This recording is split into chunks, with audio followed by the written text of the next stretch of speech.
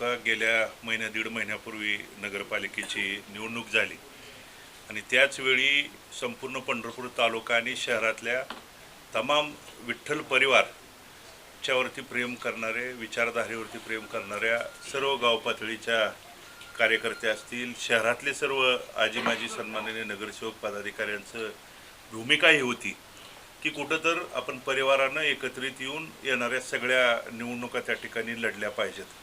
आणि त्या दृष्टिकोनातनं नगरपालिकेच्या वेळीसुद्धा आमच्या त्या ठिकाणी चर्चा बैठका त्या दरम्यान झाल्या आणि जे काय आमच्या परिवारातलं एकत्रित येऊन लढण्याच्या बाबतीत आम्ही एकत्रित पण आलो. त्यानंतर काही भूमिका झाल्या हे आपल्याला सगळ्यात श्रुत आहे.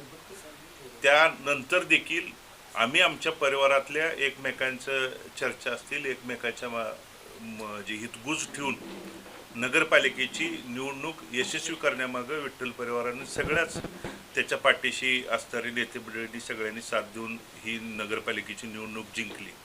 त्यानंतर आज जिल्हा परिषद पंचायत समितीच्या निवडणुका सुरू आहेत. त्या बाबतीत परत एकदा ग्रामीण भागाने सांगितलं की नगरपालिकेला तुम्ही त्या ठिकाणी काय वेगळ्या भूमिका झाल्या असतील, पण भूमिका जरी बदलल्या असतील तर मनभेद कधीच त्या ठिकाणी नव्हते. या झेडपीला तुम्ही एकत्रित येऊन लढलं पाहिजे, एकत्रित आलं पाहिजे, तरच नगरपालिकेसारखी पंचायत समिती आणि जिल्हा परिषदमध्ये काम करणाऱ्या लढणाऱ्या कार्यकर्त्याला बळ मिळेल, ताकद मिळेल. या दृष्टिकोनातनं एकत्रित येण्याच्या बाबतीत मग दिलीप बापू असतील, नागेश काका असतील आणि तालुक्यातले असंख्य अनेक वडीलधारी प्रमुख पदाधिकाऱ्यांनी यासाठीचा आग्रह अट्टास होता आणि त्या बाबतीत आम्ही उद्याची जिल्हा परिषद पंचायत समितीची निवडणूक एक दिलानं एकत्रित येऊन परिवार म्हणे एकसंघपणे येऊन लढवण्याचा निर्णय त्या ठिकाणी घेतलेला आहे.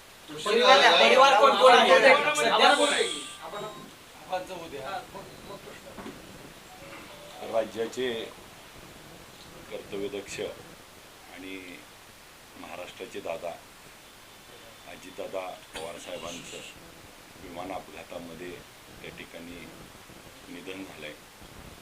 त्या सर्वप्रथम मी त्यांना भावपूर्ण श्रद्धांजली अर्पण करतो. आणि या निवडणुकीमध्ये जसं आता भगीरथदादांनी सांगितलं की नगरपालिकेच्या निवडणुकामध्ये देखील आम्ही एकत्र येण्यासाठी, परंतु काही गोष्टीमुळं आम्हाला, परंतु आमचा जो उद्देश होता तो आपण सगळ्यांनी सर्वश्रुत आहे की यशस्वी त्या ठिकाणी होण्यामध्ये त्या ठिकाणी कुणी मागं पुढं थांबायचं, परंतु त्या ठिकाणी समोरच्याचा त्या ठिकाणी फायदा नाही झाला पाहिजे ही भूमिका आम्ही घेतली आणि त्यामध्ये दादांना खूप मोठं यश आलं.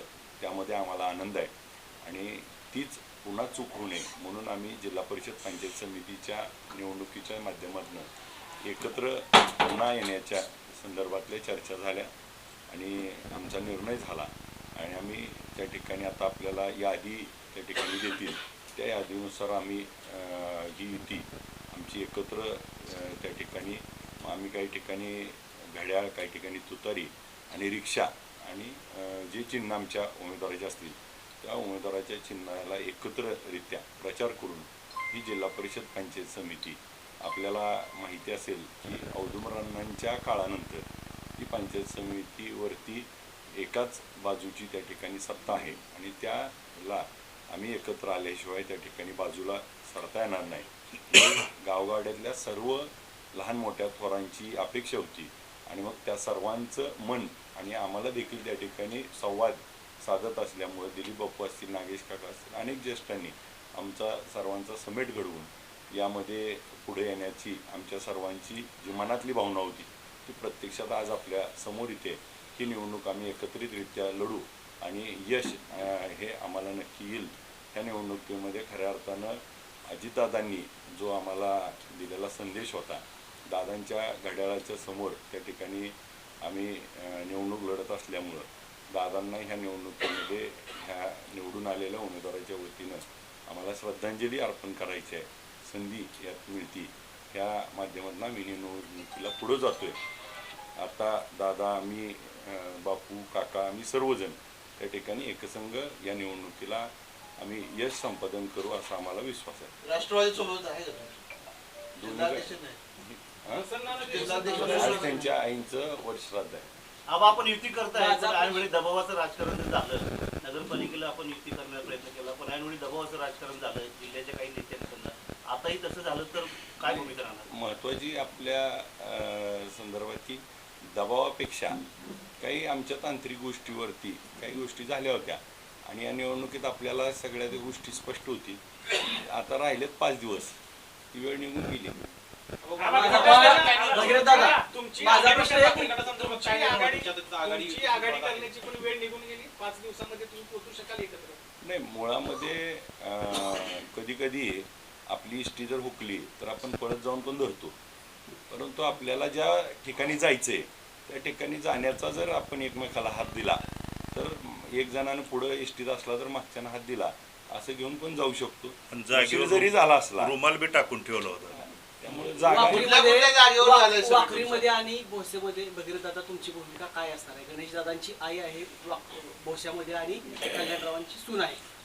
नाही, वाखरीमध्ये मुळात तीर्थक्षेत्र विकास आघाडीकडून पण उमेदवारी त्या ठिकाणी भरली गेली होती, अभिजिताबांच्याकडून पण भरली गेली होती. त्यामध्ये आमची संपूर्ण त्या ठिकाणी चर्चा झाली, कुठं कोणी माघारी घ्यायची, कुठं त्या ठिकाणी लढवायचं. आणि ज्या ठिकाणी माझ्या तीर्थक्षेत्र विकास आघाडीच्या उमेदवारांना पाठीमागं घ्यावं लागतं तिथं मी स्वतः जाऊन त्यांची समजूत असेल, काय नाराजी असेल, काय त्यांचा आग्रह असेल ते दूर करून त्यांना सामावून घेऊन ही निवडणूक ताकदीनं परिवार म्हणून एकसंघपणे लढवायची ही भूमिका त्या ठिकाणी आहे. आणि मग आम्ही दोघं पुढे एकत्रित आल्यानंतर जी भूमिका आहे, आता मगाशीच माझ्या माहितीनं प्रश्न विचारला की परिवारात कोण, आम्ही दोघं आहे, अजून जे येतील ते परिवार. भारतीय जनता पार्टीचे जे उमेदवार आहेत मोनिका काळे यांचा पराभव करण्यासाठी एकत्र येणार का तुम्ही? आम्ही उमेदवार दिलेत, आता ते आम्ही एकत्रित आलोय म्हणल्यानंतर आमच्या उमेदवाराचाच आम्ही प्रामाणिकपणे विजयासाठी प्रयत्न करणार.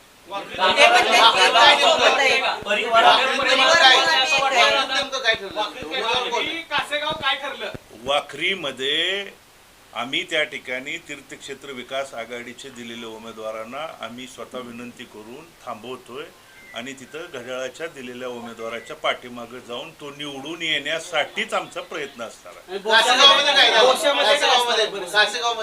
काशेगावमध्ये एकदा परिवार एकसंघपणे आल्यानंतर मला आपल्याला देखील विनंती करायची आहे की काय आमच्यातले सुद्धा कार्यकर्ते थांबवत असताना मनभेद होत आहेत, नाराजी होते, ती दुरुस्त करण्याची जबाबदारी आमची आहे. त्यामुळं त्यात कोण पुढं कोण मागं हे बघण्यापेक्षा आम्ही एकत्रित आलो आणि एक दिलानं लढणार आहे एवढे. नगरपालिकेच्या निवडणुकीमध्ये गणेश पाटील तुमच्या सोबत होते, काय भूमिका राहणार? कासेगावच्या विषयावर चर्चा चालू आहे. घोषणा झाली, कासेगावचं काय करणार? कासेगावच्या विषयावर चर्चा चालू आहे. संध्याकाळपर्यंत तुम्हाला त्याची आम्ही माहिती देऊ. वसंत नाना तुमच्या याच्यामध्ये होते, ते आज नाही तिथं. नानांच्या आईंचं वचरात आहे. आम्ही पण माहिती घेतली, त्यांचा उमेदवार स्वतः त्यांनी दिलेला आहे. तो उमेदवार पाठिंबा देणार का किंवा ती जागा कोणाला सुटली तुमच्या दोघांच्या आघाडीमध्ये? आज ती चर्चा होईल. चर्चा करून तुम्हाला कळून जाईल ना. 4 दिवस राहिले. हो झाले की आता काय 5 चर्चा चालू आहे. आता तुम्हाला दमच निघा नाही त्यामुळे आता फर्स्ट एक विषय असा आहे, आपण सगळ्यांनी, मला असं वाटतंय की आपण सगळे या पंढरपूर तालुक्यातले शहरातले नागरिक आहात आणि आपल्या देखील सगळ्यांपैकी अनेकांनी आमच्याकडे व्यक्तिगतरित्या इच्छा व्यक्त केली की आपण एकत्र यायला पाहिजे, असं खाजगीत आपण बोलायला आहात. आता योग आलाय तर त्या योगाला योगायोगानं पुढे न्यावं आणि एक सकारात्मक दृष्टीनं आपण जर हा विषय बघितला तर नक्की अडचणी आहेत का, तर 100% आहेत. का तर थोडी वेळ पुढे गेली, ती वेळ आम्हाला दुरुस्त करायसाठी वेळ पाहिजे आणि आता घड्याळाची वेळ आमच्या सोबत आहे. तालुक्यात किती ठिकाणी भेटले कल्याणराव काळे, गणेश पाटील आणि युवराज पाटील हे परिवारात नाहीत, मग विठ्ठल परिवार फुटला म्हणायचं का? विठ्ठल परिवारात फूट पडली का दुभागला आहे? काय म्हणायचं? ते नेते म्हणताय की आम्हाला विठ्ठल परिवाराचा पाठिंबा आहे आणि कल्याणराव काळेंचा जो प्रचार चालू आहे वाखरीमध्ये, त्याच्यामध्ये भारत कोणाला प्रश्न विचारताय स्पेसिफिक ते हे करा, तू उत्तर देतो. दादा तुम्हाला तुमच्या सोबत आजपर्यंत कल्याणराव काळे, गणेश पाटील आणि युवराज पाटील होते आज सोबत नाही तर काय म्हणायचं याला? विठ्ठल परिवार गेले 30-40 वर्ष झालं एका विचारधारेला धरून आहे. त्या विचारधारेशी मी त्या ठिकाणी ठामपणे आहे. नगरपालिकेच्या वेळी सुद्धा ठाम आहे, आज सुद्धा ठाम आहे. विठ्ठल परिवार विचारधारेपासून विठ्ठल परिवारातले नेते कोण बाजूला गेलंय हे तालुक्यातले लोक ठरवतील आणि उद्याच्या निवडणुकीच्या मतदानामध्ये आशीर्वाद देऊन निकाल देतील. मी आज आज आज जे 30-40 वर्ष झालं विठ्ठल परिवार कुणाशी लढतोय, कुणाशी त्या ठिकाणी हा परिवार, इथली पंचायत समिती, जिल्हा परिषद, नगरपालिका, आज आमच्या परिवारातले जे जुने 40 वर्षापासूनचे जे नेत्याची जर इतिहास बघितला तर त्या नेत्यांचा इतिहास इथल्या परिवारातल्या सगळ्या कार्यकर्त्याला माहीत आहे आणि त्याच विचारधारेशी आम्ही प्रामाणिक आहे. कोण बाजूला गेलंय ही तालुक्यातली जनता ठरवते. कुठं सभा कुठं घ्यायच्या, काय घ्यायचं, प्रचाराचे दौरे कुठंही करायचे, कुणी 5 ते 6 दिवसच आज त्या ठिकाणी, आज 31 तारीख आहे, 6 तारखेला माझ्या माहितीनं त्या ठिकाणी प्रचार थांबेल. त्यामुळं माझ्याकडं संपूर्ण मंगळवेढा तालुका आणि हा पंढरपूर तालुका आहे, आबांच्याकडं माढा तालुका आहे. हे आहे त्यामुळं कुणी कुठला भाग घ्यायचा, कुठं प्रचार सभेला जायचं हे आमचं त्या ठिकाणी एकत्रितपणे बसून जागा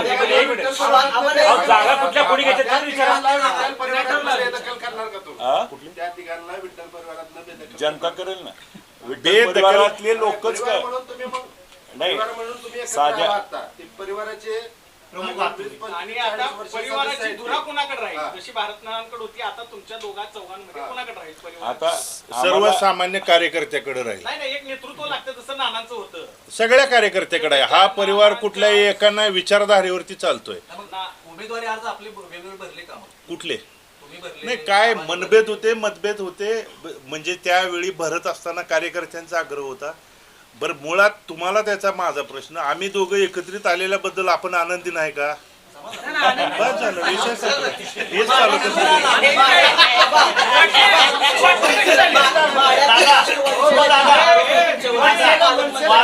वारंवार विठ्ठल परिवार विठ्ठल परिवार एकत्र करायला वारंवार दिलीप बापू भोसले प्रयत्न करताय, मनसे प्रयत्न करते.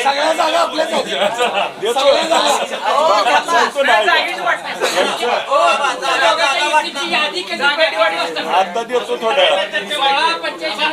आज जिल्हा परिषदेची यादी देतो. आता जे यांनी 5-6 तारखेला meeting. आपला प्रश्न तुम्ही भाजपला मॅनेज झालाय असा माढ्यातील राष्ट्रवादी नेत्यांचा आरोप आहे. दोघं पण. अरे ते आपण नंतर- मान्य आहे. मुद्दा काय लक्षात घ्या, ज्या नेत्यांनी बोलले त्यांच्या मुलाला उमेदवारी देऊ शकलो नाही आम्ही काही तांत्रिक गोष्टी म्हणून, त्यामुळे त्यांनी तो आरोप केला आहे. परंतु काय आहे की आम्ही लढतोय कोणाविरुद्ध तिथे आणि भूमिका स्पष्ट आहे. माझी विधानसभेतली भाषणं काढून बघा, विधानसभेत देखील सरकारच्या विरोधात आवाज उचलला आहे. त्यामुळं ह्या बोलण्यानं आपण मीडिया त्या ठिकाणी न्यूज लावतो, त्यामुळे असे काहीतरी गोष्टी होत असतात. एवढ्या गोष्टी एवढ्या मोठ्या राजकारणात सोडून द्यायच्या असतात. काही लोक म्हणतात की आम्ही पक्ष वाढवला, आम्ही पक्षासाठी प्रामाणिक काम केलं. हेच नाही म्हणलं. काय तुम्ही भाजपबद्दल स्पष्ट बोलत नाही. आता तुम्ही कोणावर? भाजपच्या विरोधात स्पष्ट तुम्ही बोलत नाही. एक गोष्ट बघा, जे उमेदवार आता उभा राहिलेत त्यातले भाजपमधले कोणच नाहीत. नाही ना त्यांचं कमळ. आता घेतलंय हो, ती तात्पुरतं. उद्या तिथनं हाकलून दिलं तर ती असणार आहेत का? मग पारंपरिक लढाई, ऐका ना, पारंपरिक लढाई जी आहे ही विठ्ठल कारखाना, विठ्ठल परिवार आणि विठ्ठल सहकारी साखर कारखान्यावरती जे औदुंबर अण्णांपासून आजपर्यंत प्रेम करणारी जी लोक आहेत, ज्यामध्ये मी असेल, दादा असतील, सर्वजण, आता ती लोक एका विचारानं एका शक्तीच्या विरोधात लढतायत अनेक वर्ष. ती सगळ्यांना जर त्या बाजूला जायचं असेल, आम्ही त्या ठिकाणी विरोधात लढण्याचा विचार घेऊन लढतोय. त्यांचा आरोप असा आहे की एबी फॉर्म मध्ये तुम्ही गडबड केली, एबी फॉर्म वेळेवर दिले नाही, त्यामुळे आम्हाला पक्ष सोडावा लागला. असा आता आरोप आहे. काय? माझी विनंती आपल्या माध्यमातून हीच आहे की ज्यावेळेस मी विधानसभेला उभा होतो त्यावेळेस मी कल्याणराव काळे साहेबांकडे, जसं तुम्ही नाव घेताय त्यांचं सांगतो, कल्याणराव काळे साहेबांकडे मी स्वतः 3 वेळा भेटायला गेलो. मी समाधान दादांना भेटलो आणि त्यांना मला बाबा मदत करा या निवडणुकीमध्ये अशी मी विनंती केली.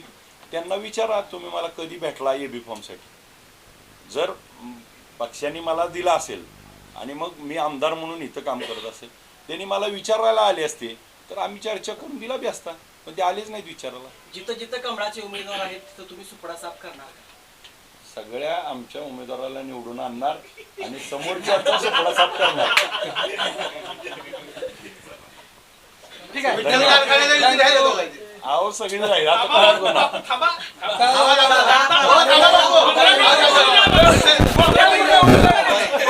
नाही नाही, 15 मिनिट तुम्ही हा या एकत्रित आलेला समाधानी असेल तर त्यावेळी पण होईल काय.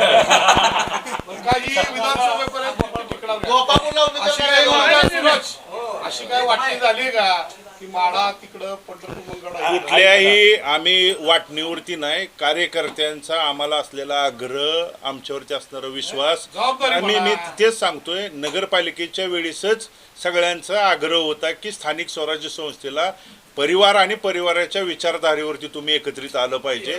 त्यावेळी सुद्धा आमच्या चर्चा झाल्या होत्या, आपल्याला सगळ्या त्या गोष्टी ज्ञात आहेत. आपल्याला सुद्धा काही घडामोडी घडल्या त्यावेळी झालेले पुढं मागे असतील, पण आम्ही ही निवडणूक एकत्रितपणे लढणार. आणि तुमच्या प्रश्नाचं उत्तर, मी माड्याला सुखी आहे, मी माड्यालाच असणार आहे, त्यामुळे काय काळजी करू नका. नाही, माझं ठरलेलंच आहे, मी तिथं आमदार आहे, त्यामुळं मी. आबासाहेब आतापर्यंत विठ्ठल परिवारात नव्हते, अशा अनेक भाषणं झाली आहेत. त्यावेळेस टीका टिप्पणी झाली की अभित पाटील हे विठ्ठल परिवारातले नेतेच नाहीत, असं झाले. कोणी केली टीका? तुम्ही देखील केली. एक क्लिप दाखवा. एक मिनिट, एक क्लिप मी दाखवा की ते विठ्ठल परिवारातले नाहीत म्हणून. तुम्हाला सुद्धा माहित आहे, सिंगल मी बोललेलो. माझं म्हणणं, माझं त्याला उत्तर आहे का?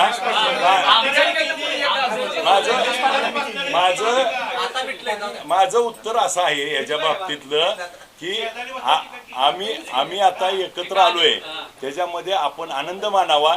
बापूंनी बर्फी आली आहे, सगळ्यांनी खाऊन जावी.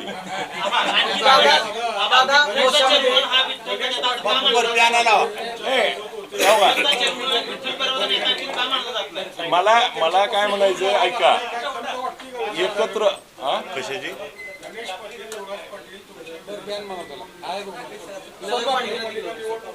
मी काय सांगितलं, मी परिवाराच्या विचारधारेसोबत आहे.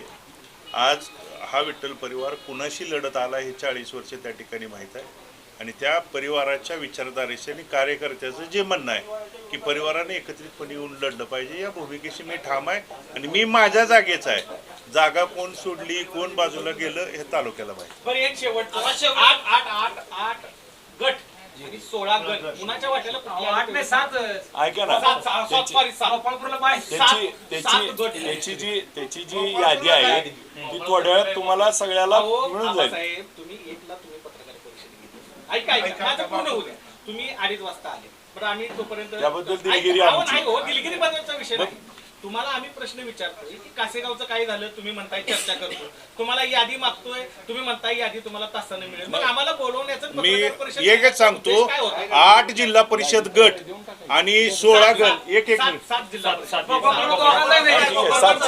7 जिल्हा परिषद गट आणि 16 पंचायत म्हणू ना, 16 पंचायत समिती आमच्या दोघांची एकत्रितपणेच येऊन म्हणून लढवणार आहे. त्यात कोणाचं कुठलं काय हे त्या ठिकाणी नाही. पाठिंबा दिल्यानंतर तुमच्या लक्षात येईल कुठं कोणी काय हे केलंय.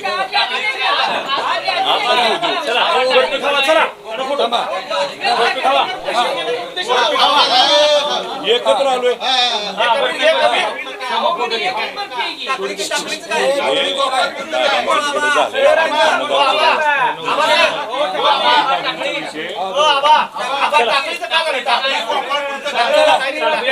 सगळे ऐका ना, आता एक 15-20 मिनिटात तुम्हाला आम्ही यादी जी आहे ती तुम्हाला व्हॉट्सअपला येईल. बापूकडे जेवण आहे. हा ठीक आहे. यादी ऐका ना, यादी